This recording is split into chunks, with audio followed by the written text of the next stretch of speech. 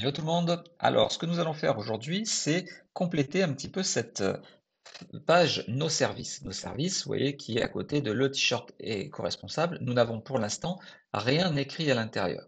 Alors, nous n'allons pas encore apprendre à saisir du texte, nous l'avons suffisamment fait dans les vidéos précédentes.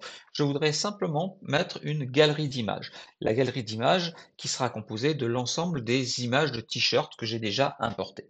Alors, pour faire cela, on va basculer dans le back-office du site, on va aller sur les pages, et dans les pages, on va se positionner sur la page Nos services. Cette page est complètement vide puisque nous n'avons rien fait pour l'instant. Nous allons rajouter, alors on ne met pas de composition, on va la fermer, on va juste rajouter ce que l'on appelle une galerie. Voilà, la galerie est ajoutée et je vais aller dans ma médiathèque pour récupérer toutes les images de t-shirts que j'ai déjà utilisées. Alors peut-être pas les favicon, hein, parce que c'est une image toute petite, donc elle va forcément être très pixelisée, mais je vais récupérer ce t-shirt, je vais récupérer la moto, je vais récupérer tous ces t-shirts-là. Voilà. Et avec ça, il va se débrouiller pour constituer une image. Donc là, j'ai quand même sélectionné 10 images. Il va créer une nouvelle galerie. Donc la galerie est créée. Elle est composée de ces 10 images-là. Et je vais insérer la galerie d'images. Vous voyez que la galerie est à présent construite. Elle a une largeur identique, une hauteur où toutes les images sont un petit peu retravaillées. On va bien sûr avoir une résolution miniature, mais on aurait pu changer, hein, on aurait pu mettre taille originale, ça peut faire des petites modifications, donc à vous de voir un petit peu s'il y a des modifications.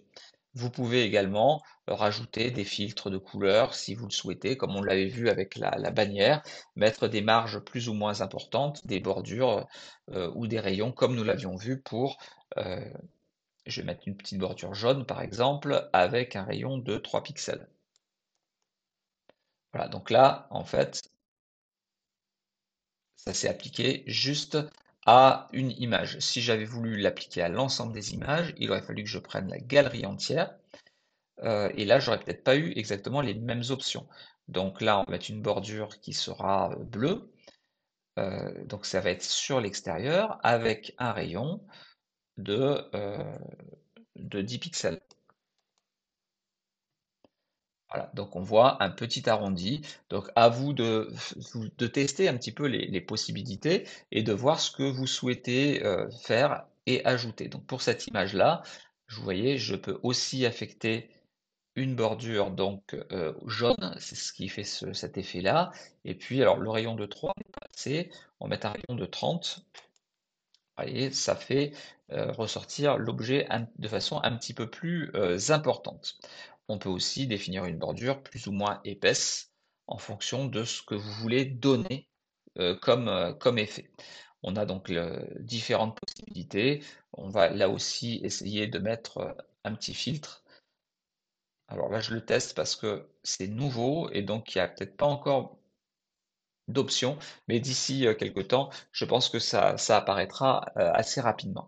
Voilà, donc une façon assez simple de placer une galerie d'images.